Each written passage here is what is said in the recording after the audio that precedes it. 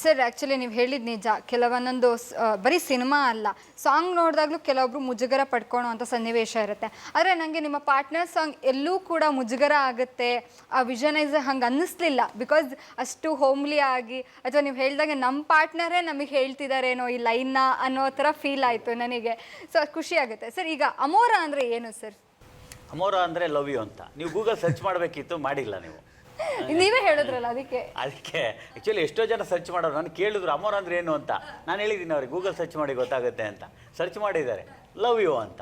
ಈಗ I love you ಎಲ್ಲರೂ regular ಹೇಳ್ತಾನೆ ಇದ್ವಿ ಅಲ್ವಾ, ಏನೋ ಯೂನಿಕ್ ಆಗಿ ಏನೋ ಹೇಳಬೇಕು ಅಂತ ಒಂದು ಪ್ರಯತ್ನ ಪಟ್ವಿ, ಅದು ಸಕ್ಸಸ್ ಆಗಿದೆ ಇವತ್ತು. ಅಮೋರ ಅಂದರೆ ಲವ್ ಯು ಇವತ್ತು. ಅದಕ್ಕೆ ಜನರು ಎಲ್ಲರೂ ಅಮೋರ ಅಂತ ಇದ್ದಾರೆ.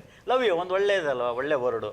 ಜೊತೆಗೆ Murali master choreography, music director, lyric writer ಎಲ್ಲರದ್ದು ಇದರಲ್ಲಿ ಇದೆ. ಸರ್ ಇವಾಗ ಸಾಂಗ್ಸ್ ಅಂತ ಬಂದಾಗ ಕೆಲವರೆಲ್ಲ ಸೆಟ್ ಹಾಕೋಣ ಅನ್ನೋ ಅಂಥ ಮಾತುಗಳು ಬರುತ್ತೆ. ನಾರ್ಮಲಿ ಪ್ರೊಡ್ಯೂಸರ್ಸ್ ಸೆಟ್ ಹಾಕ್ಬಿಡೋಣ, ಅಲ್ಲಿ ಅಷ್ಟು ದೂರ ಹೋಗಿ ಯಾಕೆ ಮಾಡಬೇಕು ಅಂತ. ಸೊ ನಿಮಗೆ ಇವತ್ತು ಆ ಥರ ಐಡಿಯಾ ಬರಲಿಲ್ವ ಸರ್? ಅಲ್ಲೇ ಹೋಗಿ ಮಾಡೋಣ ಲೈವ್ ಲೊಕೇಶನಲ್ಲೇ ಅಂತ ಯಾಕೆ ಅಂದ್ಕೊಂಡ್ರಿ? ಅಲ್ಲ, ನಾನು ಫಸ್ಟ್ ಟೈಮ್ ಪ್ರೊಡಕ್ಷನ್ ಮಾಡ್ತಾಯಿದ್ದರಿಂದ ನಾನು ಫಸ್ಟೇ ಫಿಕ್ಸ್ ಆಗಿದೆ, ಯಾವುದು ಕಾಂಪ್ರಮೈಸ್ ಅನ್ನೋ ಹೊರಡಿರಬಾರ್ದು. ಎರಡನೇದು ಬಂದುಬಿಟ್ಟು ನಾನು ಫಸ್ಟ್ ಮಾಡ್ತಾಯಿದ್ದರಿಂದ ಬೆಸ್ಟೇ ಮಾಡಬೇಕು ಅಂತ ತುಂಬ ಗೋಲ್ ಇತ್ತು. ನಾನು ಬಡ್ಜೆಟ್ ಬಗ್ಗೆ ಯಾವತ್ತೂ ಬರೆದು ಇಷ್ಟರಲ್ಲೇ ಮಾಡಬೇಕು ಅದು ಇರಲಿಲ್ಲ. ಮೂರನೇದು ಬಂದುಬಿಟ್ಟು ಏನಪ್ಪ, ಸಾಂಗ್ ಕೇಳಿದ್ವಲ್ಲ, ಆ್ಯಕ್ಚುಲಿ ನಾವು ಇದನ್ನು ಫಾರಿನಲ್ಲಿ ಮಾಡೋದು ಪ್ಲ್ಯಾನ್ ಎಲ್ಲ ಇದ್ದು ಎಲ್ಲ ರೆಡಿ ಆಯಿತು.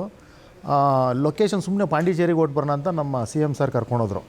CM ಸರ್ ಅಂದರೆ ಚೀಫ್ ಮಿನಿಸ್ಟರ್ ಅನ್ಕೊಡ್ತೀರಾ, ಕ್ಯಾಮ್ರಾಮನ್ ಸರು. ನಮ್ಮ CM ಸರ್ ಕ್ಯಾಮ್ರಾಮನ್ ಕರ್ಕೊಂಡೋದಾಗ ಸರ್ ಅದ್ಭುತವಾದ ಪ್ಲೇಸ್ಗಳು ತರಿಸೋರು. ಆ ಪ್ರಿನ್ಸ್ ಸ್ಟ್ರೀಟು, ಆ ರೆಸಾರ್ಟ್ಗಳು ಅದ್ಭುತ, ಎಕ್ಸಲೆಂಟ್ ಅನ್ನಿಸ್ತು. ಇದು ಫಾರಿನ್ಗಿಂತ ಇಷ್ಟೇ ಚೆನ್ನಾಗಿರ್ಬೇಕಾದ್ರೆ ನಮ್ಮ ಇಂಡಿಯಾದಲ್ಲಿ ಯಾಕೆ ಮಾಡಬಾರ್ದು ಅಂತ ನಮಗೆ ಫೀಲ್ ಆಯಿತು. ಅದಕ್ಕೆ